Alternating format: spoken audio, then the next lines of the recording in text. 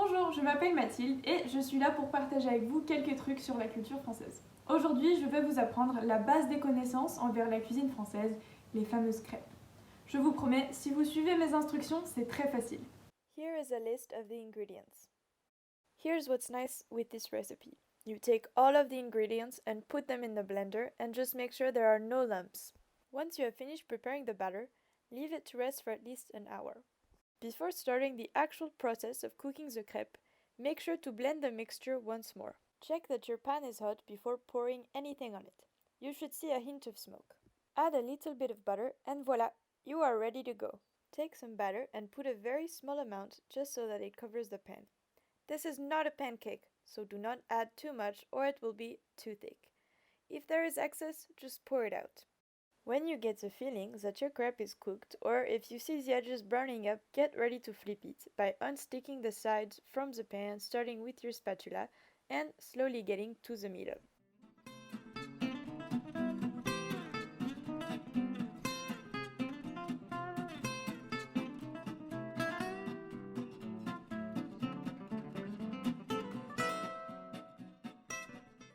While these crepes are cooking, let's debunk some stereotypes I've heard about French people while living here. I would like to start by saying that we do not wear a marinière and a beret every day. Here's proof I don't even have a beret. Secondly, the French language does not solely consist of the words oui oui, baguette, and croissant. And the way you pronounce those words is not oui oui, baguette, or croissant. Speaking of baguettes, we do not carry them around everywhere with us. French people do not have a baguette under their arm unless they just went to the boulangerie. There are so many more stereotypes that I could list, but sadly we don't have the time today. Let's go back to cooking.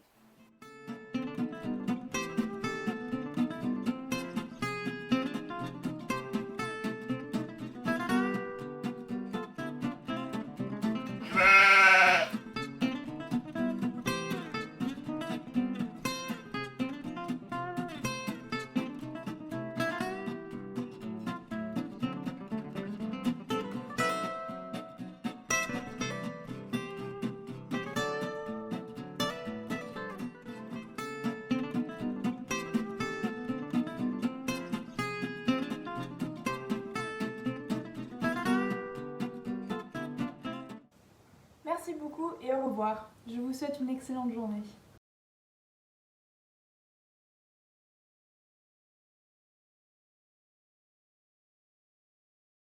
大家好，我的名字是 Nadoka. Hi, my name is Nadoka.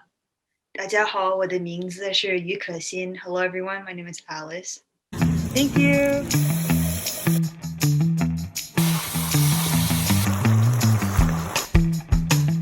This is how you make Homestead roe. My friend Nadoka and I are at 99 Ranch right now to get some thick cut pork belly. After we've acquired the meat, we cut the pork into bite-sized cube pieces. We then soak the pork for 1 hour, changing the water halfway through to get rid of the odor. After soaking the meat, we will be boiling the meat in water. Make sure to have enough water to fully submerge the meat. When the water starts boiling, put a splash of rice wine in. Take the pot out of the heat, drain the water out, and rinse the boiled meat with warm water. Now cut some ginger, lemon peel, and green onion. Take 3 pieces of clove, basil leaf, cinnamon stick, and peppercorn to taste. In a pan, put a splash of oil and 2 tablespoons of sugar.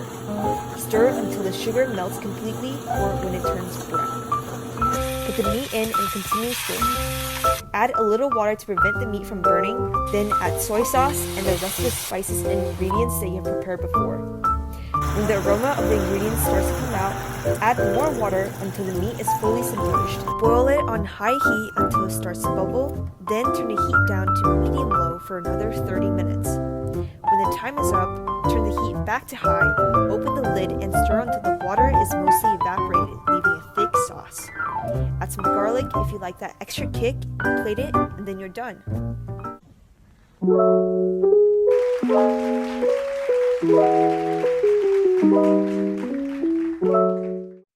再见。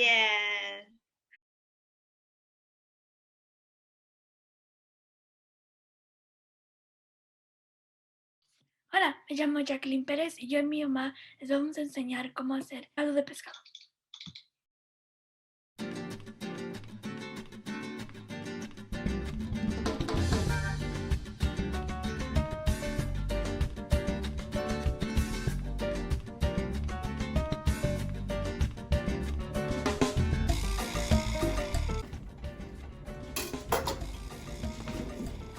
Ya tenemos la cacerola caliente con mínimo de aceite.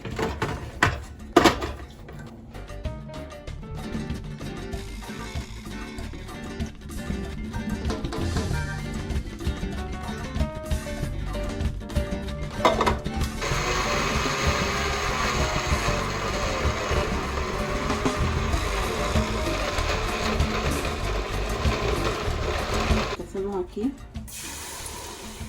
que le echamos el aceite al perdón, el jugo de tomate.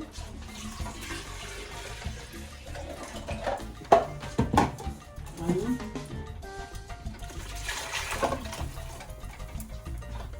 Y le ponemos el jitomate para que le dé más color. Este le pueden poner al gusto para que agarre su buen colorcito, porque el jitomate estaba muy descolorido.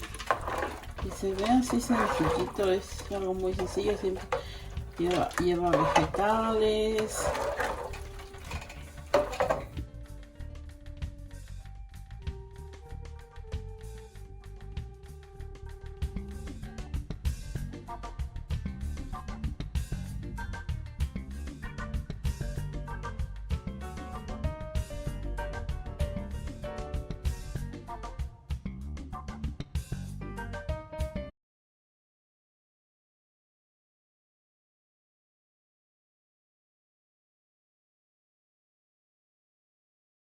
大家好，今日教大家點樣整港式蛋撻。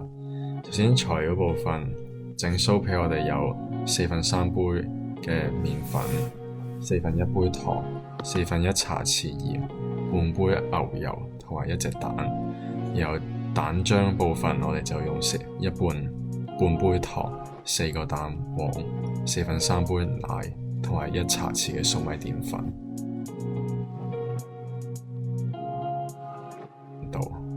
然後就加麵粉、糖同埋鹽落個兜度，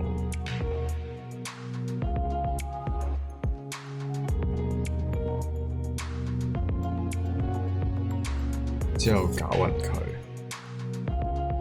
然後加牛油同埋蛋，然後用機器攪勻佢。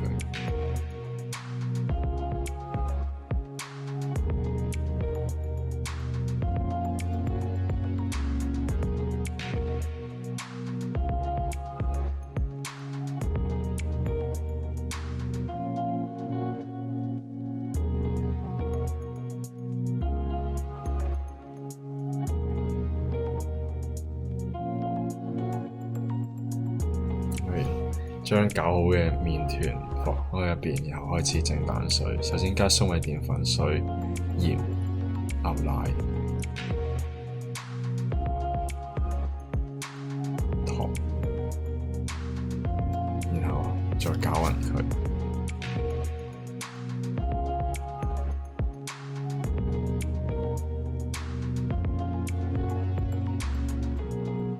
然後我哋將蛋黃同埋蛋白分離。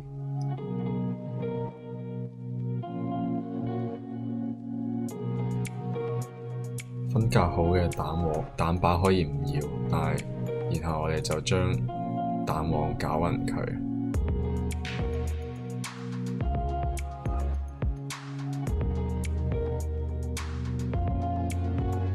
然後就將攪好嘅蛋黃加入啱啱調校好嘅粟米澱粉水，然後再攪勻佢。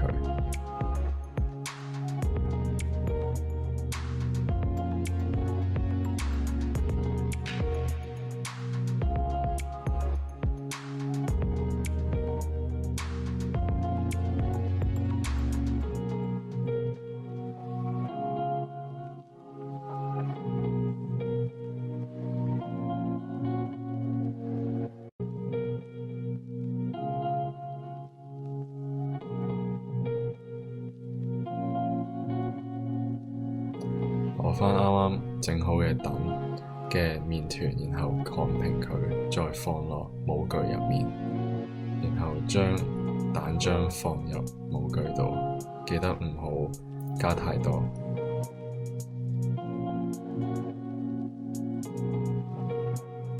最後一步就係放入焗爐度焗20至25分鐘。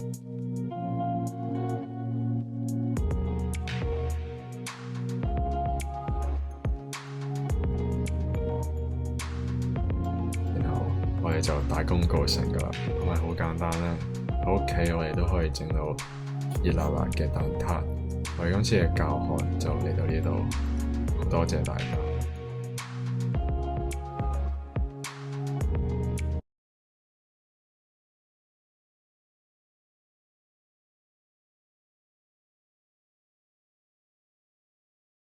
Здравствуйте, дорогие друзья! My name is Misha Studenkov, and my family is from Russia. And today I thought I'd like to share with you some of the most common foods in Russian cuisine. Let's go. This is black bread, or черный хлеб. It's made out of rye flour as opposed to wheat flour, which is what the most common type of bread here is made out of. And it's a very common staple in Russian cuisine. We can't live without it. We eat it with everything. This is svekla. It's a beetroot, or just a beet. It's bright red inside. And one of the most common types of soup in Russia, called borscht, uses this as its main ingredient. It's this bright red soup with a lot of other vegetables floating in it. This is buckwheat, grechka in Russian. And it's a type of grain that's also commonly used as a side dish. If here it's boiled, then it looks like this. It's a very healthy type of grain, and it's gluten-free. This canned drink is called kvass. It's basically a non-alcoholic type of beer or root beer that's made from bread. So whereas if you're making beer, you would ferment grain. Here you bake the grain into bread, and then you ferment the bread to create kvass. So it's kind of a fizzy drink. It has bubbles in it, but it's not alcoholic like beer. And there are many different types of kvass. This is just a brand that I like, but you can find many different brands. These are sprats, or shprote in Russian. That's basically smoked fish that's put in oil and kept in a can. This right here is tea, or chai in Russian. I know chai is a word that a lot of other languages use for it. It's just black tea. I think that's the most common type we have. And this right here is a fancy cup holder that is used in Russia very often. So this is the glass that you put the tea in, and then this is the holder, and you just keep it in there, drink it like this. This right here is a type of soup called rasolnik. It has a lot of interesting ingredients in it. For example, it has pickles floating in it. I know pickles are something that's not very commonly put in soup in these parts, but they are in Russia. These are called pilmeni, and they're basically a type of dumpling. So they have meat on the inside. They're frozen right now, but you boil them and you cook them that way. And they actually come from some of the cultures of the indigenous peoples of Russia in this area of Russia. These are Russian pancakes, or blyuny. They're more similar to what we think of as crepes. They are very thin. They look like this. They're so thin that you can just roll them up or fold them up, whichever way you like, and you eat them that way. We usually put jam on them. This is black currant jam. That is one of the most common types in Russia. All of the foods I just showed you are available at Oakmont Market, which is an international grocery store that's on Homestead Road, just down the road from Homestead. It's a really interesting place. It has a lot of foods that aren't available anywhere else. So I would recommend it. Thank you, everyone. До свидания.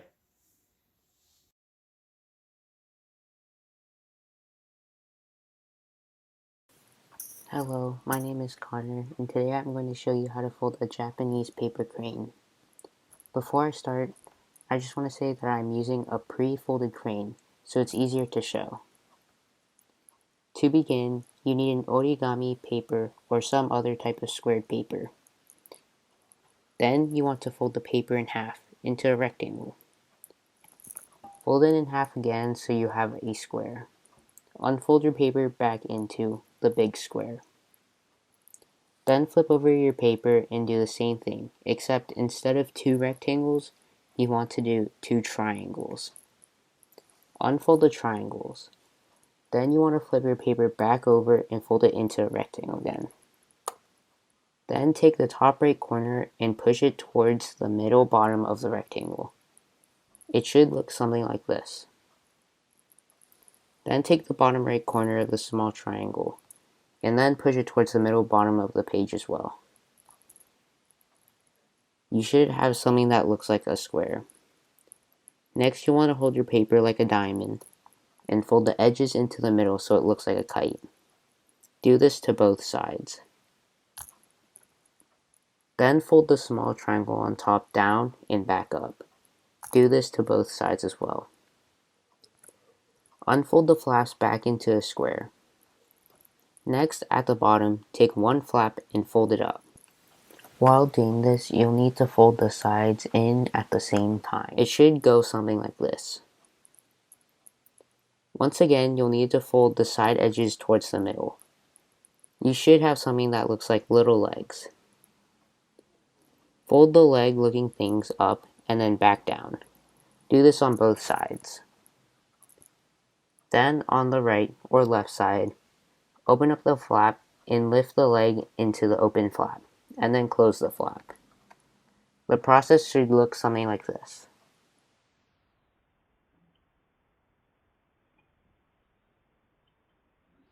Do this on the other side. Then on one of the legs you just folded, you want to open up the tip a bit, and then fold it down. This will be its little head.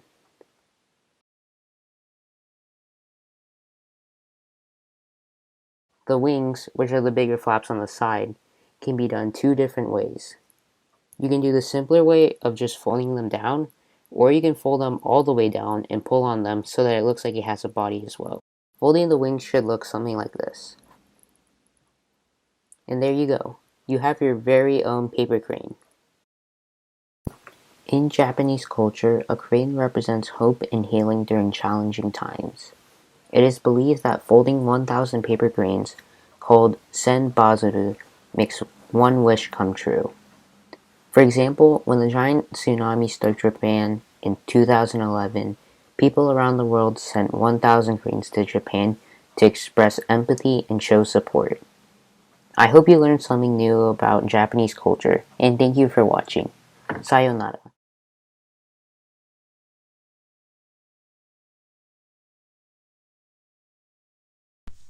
Konnichiwa, I'm Aika Chapman. I'm half Japanese and I'll be representing Japan's culture. Fukuarai is a game played in Japan on New Year's Day.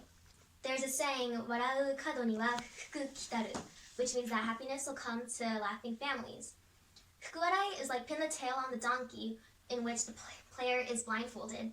But instead of pinning the tail, they'll be placing cutouts of facial features on Okane-san, who is believed to bring good luck in Japanese culture. So, we'll kind of show you how it's done. Okay. So people are able to give guidance on the side to where the player can put the facial features, but if they wish to not, they don't have to.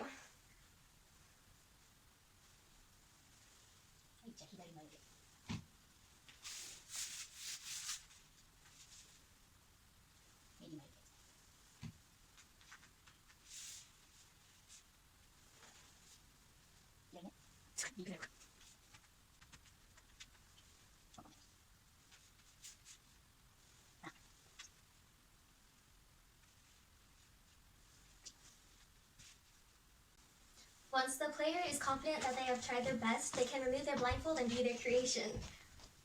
Usually, the face does not end up looking that great, and that leads to laughter of the family. Sayonara!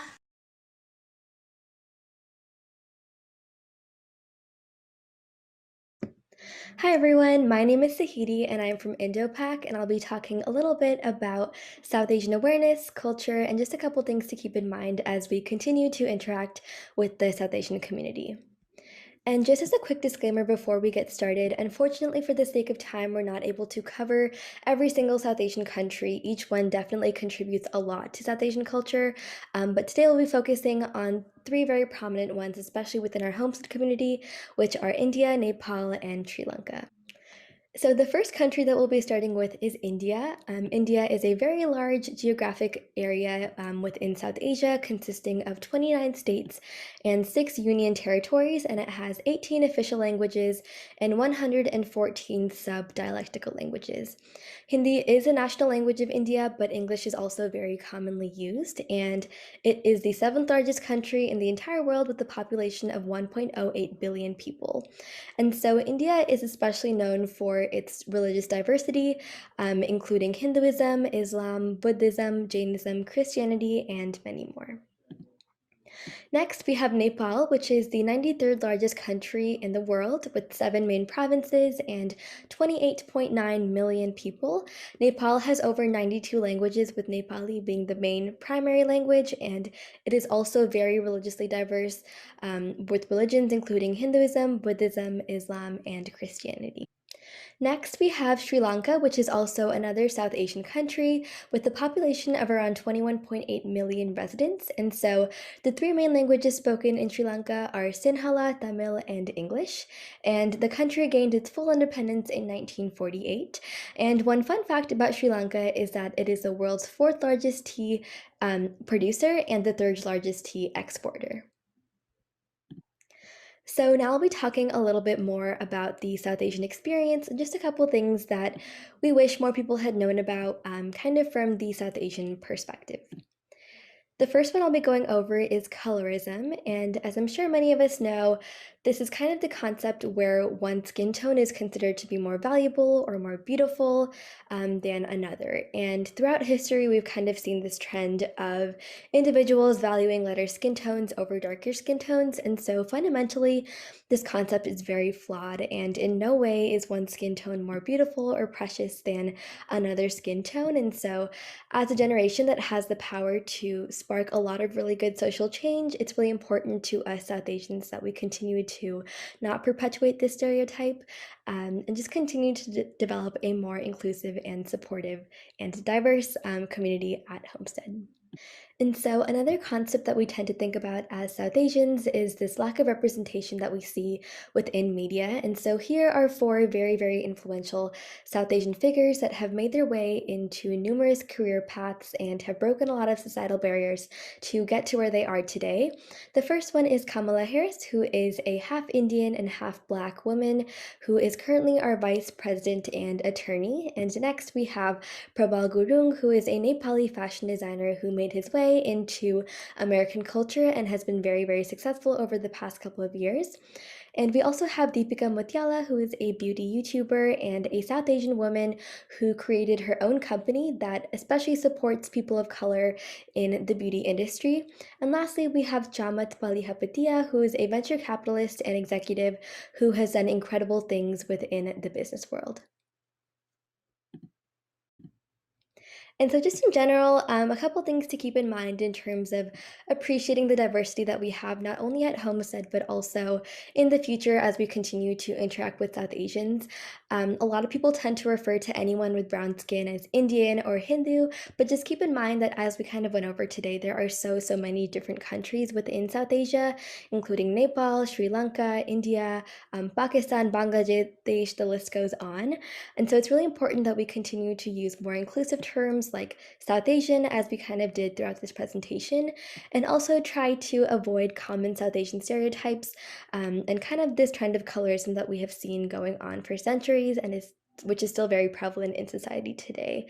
It's always better to ask instead of assuming, and also it's totally fine to take part in South Asian activities like doing yoga or taking part in Diwali festivals and Holi festivals.